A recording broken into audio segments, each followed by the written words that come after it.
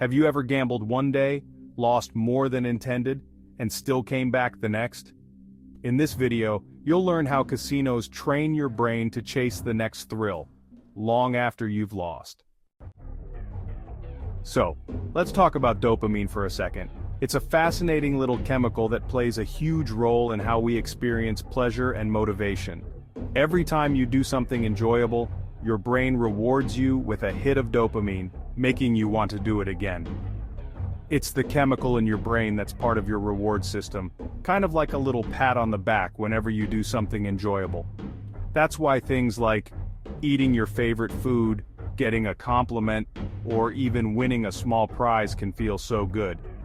In a casino, you've got flashing lights, all those sounds, and even those near-miss animations that make you feel like you almost won. The environment is designed to keep your senses engaged and your dopamine flowing, making it hard to walk away. The interesting thing is, your brain releases dopamine, even when you lose. That's right, just the anticipation or the thrill of almost winning is enough to trigger that chemical rush. I remember once I got so close to hitting the jackpot on a slot machine, and honestly it felt just like winning, even though I actually lost. My heart was racing, and for a moment I was convinced I'd hit it big. It's wild how your mind can trick you like that. The dopamine rush blurs the line between winning and losing, making you want to keep playing, chasing that feeling again and again. Now let's dig into something fascinating called intermittent reinforcement, a psychological trick that casinos use to keep you hooked. That's when rewards come at unpredictable times, using what's called a variable ratio schedule. You never know exactly when the next win will happen, and that uncertainty is what makes it so powerful. Casinos carefully design their payouts, so you never really know when you'll win, which keeps you coming back for more, spinning again and again, chasing that next big moment. It's kind of like the difference between playing a slot machine and getting predictable rewards like school grades. In school, you study, you get a grade, and it's all pretty regular and expected. There's a clear cause and effect.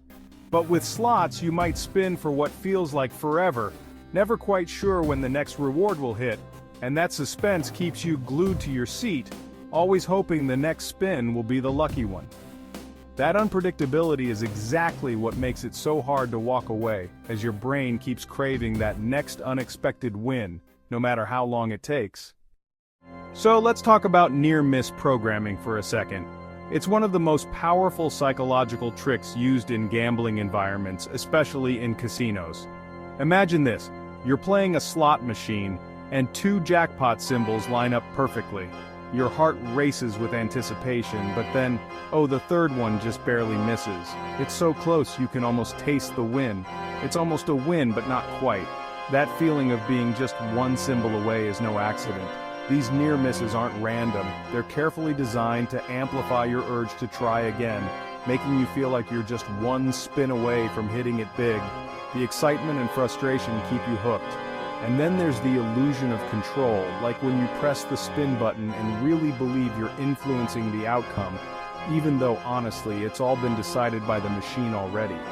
The game makes you feel like your actions matter, but it's all programmed. Recognizing these urges, especially those triggered by almost wins, is a big step in recovery. Understanding how these tricks work can help you take back control and make healthier choices. Now, let's get into the sunk cost fallacy. This is when you've already lost money, but you keep playing because, well, you've already lost once, so why not keep going? You might even find yourself betting larger and larger amounts, hoping to recoup those earlier losses. I've heard stories like, I lost $300, then $600, telling myself, I'm already down, might as well go bigger. The key here is learning techniques to separate emotion from logic, so you can make decisions that aren't just based on chasing what's already gone. Ever notice how casinos have no clocks, no windows, colored lighting, and those kind of winding, slow layouts? All of that is meant to keep you inside longer. And then there are those little reinforcements, comp points, free drinks, those fake congratulatory messages on the screen. Even minor rewards after a loss, like a free drink, can blur the reality of losing and keep you playing. One recovery note here, Start recognizing your environment and identifying what triggers you to stay longer or keep betting. Awareness really is power. Just naming these tricks can start to remove their hold over you.